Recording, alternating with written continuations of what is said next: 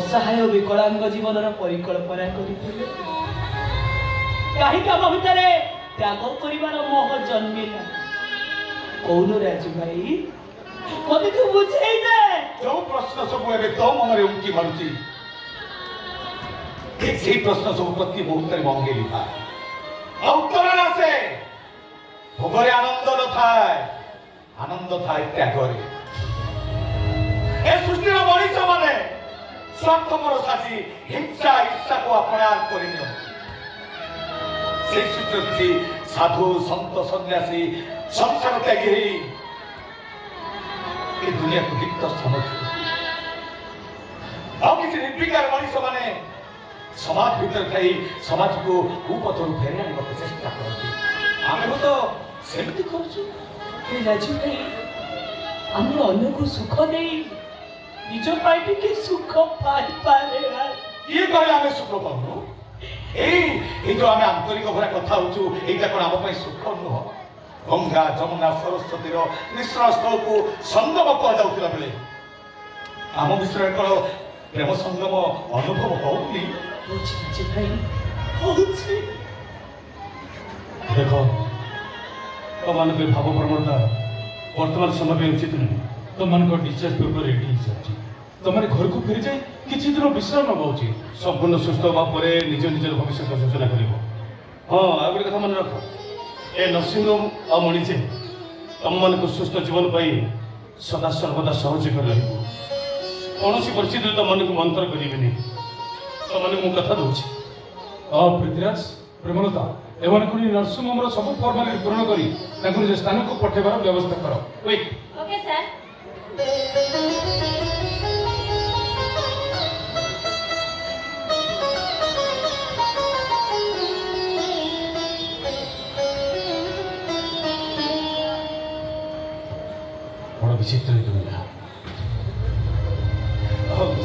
मनीष समाज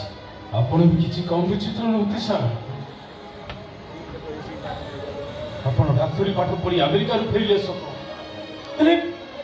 मनीष पढ़ियार पाठ ईश्वर आपण को आपे आपे अजाड़ी देले डॉक्टर दीपक मते कहबाक दियंतु सर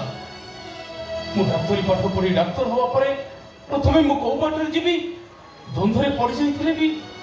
मो धर्मरु मु के ओहरी जाई किंतु आपण को संस्पर्श रे आसीबा परे प्रकृत डाक्तर धर्मर मूल्यबोध को बुझी पारे मो निजको भाग्यवान बोली मने करे दीपक से डॉक्टर दीपक आपण को खोला अंतर रे करूची गोटाई साली ए दीपक बेले बेले सृष्टिकर्ता विचित्र सृष्टि रे मनीष निजर भूमिका कथा चिंता करू आयुष सरी जाए हेले डाक्तर आयुष निज नामकरण सार्थकता को नहीं भगवान एमती एक सृष्टि आयुष सरी जाइथिबा मनीष मानकर आयुष को से आहुरी बढ़ाई दियंती से भली महामहिम ईश्वर को ये बुढ़ीटार हृदय भरा प्रणाम नहीं मौसी नहीं मौसी मु किसी नहीं सब से ईश्वर पर इच्छा मु तो केवल निमित्त मनुष्य मात्र मु कौन जड़े मनीष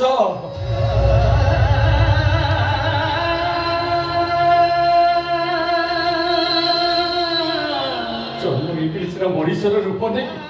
कि कर्म करुले अमनीष को मोर भारी लोभ हो अवशिष्ट जीवन मनीष भाव में बंची रहा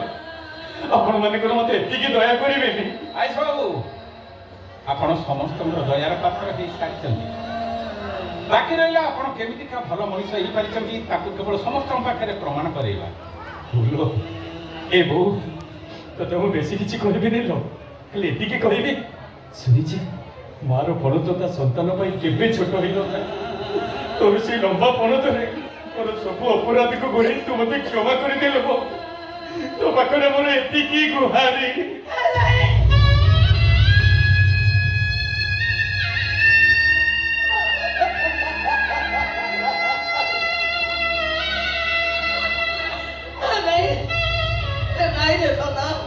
तू कहने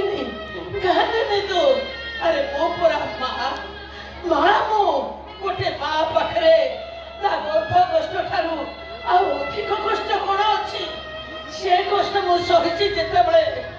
तोर कष्ट मत टिके भी बाधी रे तू तो भूल बुझी पारिचु भल मनीष से बहुत खुशी मो तोर केबे भी अमान्य हेबेनी लोक कथा दउछि राजू भाई को भी मो घर को फेरे आनी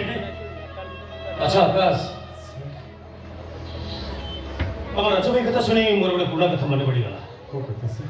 तुम जानछ ए किछ दिन तले तुम जो लिवर प्लांट हेतला से लिवर किछ अंश तुमको के डोनेट करथिले नहीं सर जानिनी एले सर से दिन पर आपण कहिथिले कि जने समाज सेवी डोनेट करथिले बोली से समाज सेवा के नथि से होचली तुम बड़ भाई राजू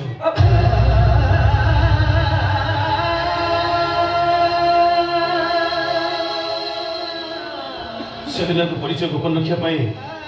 से मोटर प्रवेश कर मुझे अनुभव कली आ परिचय गोपन रखा किसी आवश्यकता नहीं शुणुचु मो राजू भाई भगवान मु तुम पाखे किए अपराध करी तुम मत अमरीश पशु सजाई देल मो राजू कोठी अच्छी आपण जानते डाक्तर बाबू ना जानी तेज आपण मैंने खोजतु देखिए निश्चय पाइबे खोजी सर समस्त को एकाठी करदेवी अच्छा सर मत किए जड़े किडनी दान करते सहित मुझे देखा कर दे पारे देखा तो आम करें कहीं से डिस्चार्ज घर को चलीगलु अवश्य नर्सर रेजिस्टर ठिकाना मुझे तुमको नहीं पारि दिंतु सर दिंतु मत मुझे पाखक जी मन हाथ गोड़ तले मुंड लगे मुझे कृतज्ञता जनइबी दिंतु सर दिंतु दीपक सर आम रेजिस्टर ठिकाना दे दियो सर मणिराज तुम एम अटोरे घर पठे व्यवस्था आसन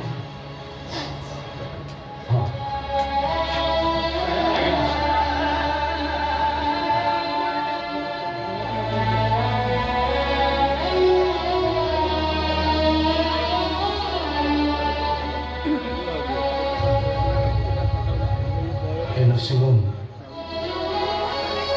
ବେଳେବେଳେ ରୋଗୀମାନଙ୍କର ଦୁଃଖର ମରଣ ଦେଖେ, ବଞ୍ଚିବାର ଆନନ୍ଦ ବି ଦେଖେ, ଆଉ ବେଳେବେଳେ ଆନନ୍ଦର ଅଶ୍ରୁ ମଧ୍ୟ ଦେଖେ।